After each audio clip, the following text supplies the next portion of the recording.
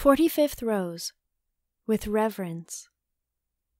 I would like to add that the Rosary ought to be said reverently.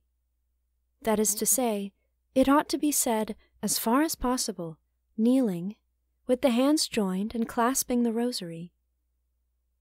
However, if people are ill, they can of course say it in bed, or if they are traveling, it can be said on foot, and if infirmity prevents people kneeling, it can be said seated or standing. The Rosary can even be said at work, if people's daily duties keep them at their jobs, because the work of one's hands is not by any means always incompatible with vocal prayer. Of course, since the soul has its limitations, and can only do so much, when we are concentrating on manual work, we cannot give our undivided attention to things of the spirit, such as prayer.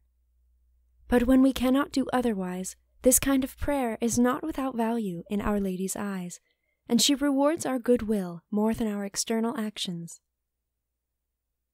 I advise you to divide up your Rosary into 3 parts, and to say each group of mysteries, 5 decades, at a different time of day.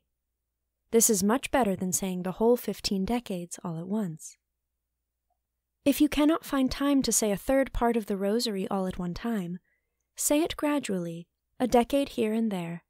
I am sure you can manage this, so that, in spite of your work and all the calls upon your time, you will have said the whole Rosary before going to bed. St. Francis de Sales sets us a very good example of faithfulness in this respect.